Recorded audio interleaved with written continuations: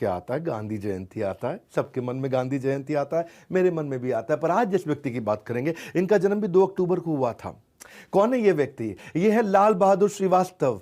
लाल बहादुर शास्त्री श्रीवास्तव, हाँ श्रीवास्तव। 12 साल के जब ये थे, इन्होंने अपना सरनेम श्रीवास्तव को त्याग दिया था, क्योंकि ये डीपली इंग्रेन था इनके मन में कि मैं कास्ट सिस्टम के अगेंस्ट रहना चाहता हूं। अगर एक भी आदमी को अनटचेबल हमारे देश में कहा गया तो भारत, पूरे के पूरे भारत को शर्म से अपना सर झुकाना पड़ेगा। ये छोटी हाइट के थे पर बड़ा टॉल स्ट्रेचर था इनका। ये लाल बहादुर शास्त्री, इनको शास्त्री टाइटल ग्रेजुएशन कंप्लीट होने के बाद ऐसे टाइटल दिया गया था जब इन्होंने ग्रेजुएशन कंप्लीट करी, क्योंकि ये बहुत जबरदस्त स्कॉलर थे। स्वतंत्रता के लिए भारत की बहुत मेहनत करी। लाल बहादुर शास्त्री की कुछ अद्भुत बातें आपको बताऊंगा। ये वीडियो आप खुद भी नहीं छोड़ पाओगे, मैं क्यों बोलूं, आप इसको मत छोड़ो। इन्होंने ग्रीन रेवोल्यूशन तो किया, हरित क्रांति पंजाब हरियाणा उत्तर प्रदेश में, वो सब तो किया ही किया। ये 7 बार अरेस्ट हुए, 9 साल खुद जेल में रहे, और जब ये रेल मंत्री बने थे इतना सिंसियर कि गलती से एक एक्सीडेंट किया हुआ, इन्होंने तुरंत रिजाइन दे दिया। आज के नेता भी बोलते हैं कि इनका यही जेस्चर वॉल्यूम्स में इनके बारे में सब कुछ कह देता है कि इनकी महानता और इनकी इंटेग्रिटी कैसी है। एक ऐसा स्टैंडर्ड कि खुद ही जाकर के इन्होंने रिजाइन कर दिया। लाल बहादुर शास्त्री जब ये प्राइम मिनिस्टर बने, पाकिस्तान को हराया, भारत रत्न तो उनको मिला ही मिला। इनकी मैं पहली कहानी आपको सुनाता हूं, अर्ली डेज ऑफ फ्रीडम की। जिस समय अभी देश को स्वतंत्रता मिली नहीं थी, उस समय लाला लाजपत राय ने एक संस्था बनाई, सर्वेंट्स ऑफ इंडिया सोसाइटी।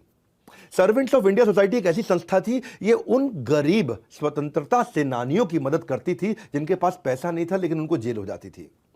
यानी कि कुछ ऐसे हमारे फ्रीडम फाइटर थे, जब जिनको जेल में डाल देते थे तो उनका पीछे पूरे परिवार के पास उनकी आय, उनकी आमदनी सुरक्षित नहीं रहती थी। और ऐसे ही थे हमारे लाल बहादुर शास्त्री। जब इनको जेल भेज दिया गया तो इनकी पत्नी, इनके बच्चों के लिए घर में जीविका सुरक्षित नहीं थी, तो इनको भी 50 रुपया महीना कौन देता था? सर्वेंट्स ऑफ इंडिया सोसाइटी इनको 50 रुपये महीना देती थी। इसको लाला लाजपत राय ने बनाया था। 50 रुपये महीना इनके घर जाता था, तो एक दिन उन्होंने जेल से एक चिट्ठी लिखी अपनी पत्नी को, ललिता शास्त्री को। पूछा, ललिता क्या तुमको 50 रुपया हर महीना मिलता है, और अगर मिलता है तो क्या तुम उसमें घर चला पा रही हो?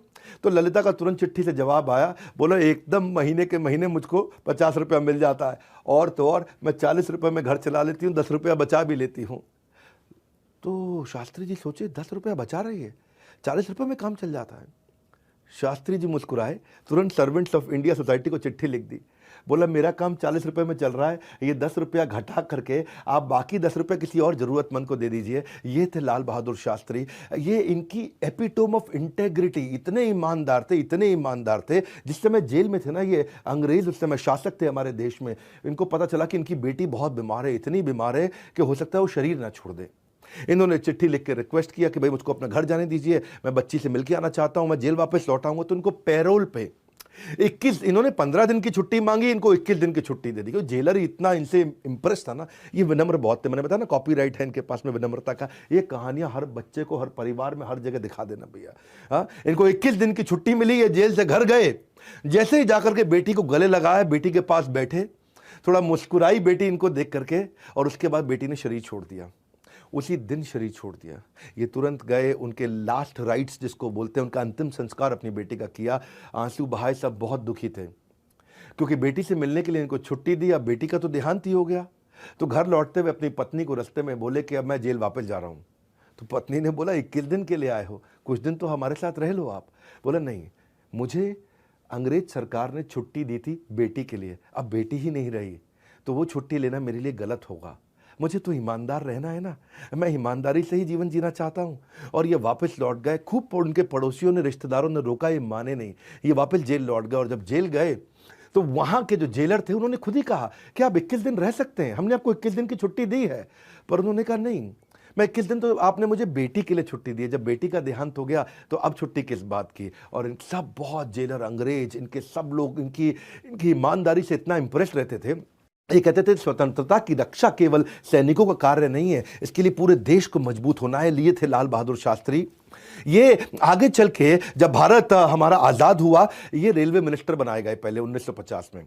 जब ये रेलवे मिनिस्टर बनाए गए, इनकी एक कहानी सुनाता हूं, लोली बट नॉट लोनली। ये मैंने कहानी को टाइटल दिया, बहुत सुंदर कहानी, आपको अच्छा लगेगा। लोली मतलब बिल्कुल लो रहते थे, बिल्कुल विनम्र, नीचे झुक के रहते थे, पर लोनली नहीं थे। हजारों लाखों लोग इनके, करोड़ों इनके साथ रहा करते थे। लाल बहादुर शास्त्री, ये जब इनकी स्पीच थी, ये मुगल राय रेलवे स्टेशन पे थी। ये मुगल राय जंक्शन है, आप जानते हैं मुगल राय जंक्शन जो था, ये वहीं के रहने वाले भी थे। तो उस स्पीच में जब ये स्टेज पे चढ़ने लगे तो उन्होंने देखा कि पूरी भीड़ के अंदर इनकी मां भी खड़ी थी।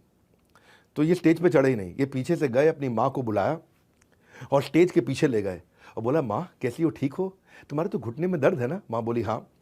बोले अरे यहाँ मत रुकना। माँ बोली क्यों? अरे यहाँ पे मंत्री जी आने वाले। बोले कौन से मंत्री? वो रेल मिनिस्टर आने वाला है, आप निकल जाओ यहाँ से, भीड़ भाड़ हो जाएगी, कहीं चोट वोट लग जाएगी अपनों। तो माँ को लौटाया, वापस आए, स्टेज पे खूब स्पीच वीच दी, उतर के जाने लगे तो पत्रकार ने देख लिया, उनको रोका। बोला आपकी माँ को आप पीछे ले गए, फिर माँ को लौटा दिया, फिर स्पीच देने आए, क्या हुआ? तो बोले मेरी माँ को ना अभी तक पता नहीं है कि मैं रेल मंत्री हूँ, तो मैं चाहता था कि वो चुपचाप चली जाए। उनको लगता है मैं रेलवे के अंदर एक छोटा सा सरकारी मुलाजिम हूँ, एक छोटी जूनियर नौकरी करता हूँ। तो बोला बता देना चाहिए था, वो कितना गर्वित महसूस करती, मेरा बेटा मिनिस्टर है। बोले वो ठीक है, लेकिन I didn't wanted my mother to get arrogant. मैं नहीं चाहती उनके अंदर अहंकार आ जाए। हाँ, क्योंकि हो सकता है मुझे को वो कोई ना कोई काम रेकमेंड करे, किसी इंसान को रेकमेंड करे जिसको मैं बाद में मना नहीं कर पाऊंगा और वो मेरे लिए बहुत तकलीफ हो जाएगी। क्या आता है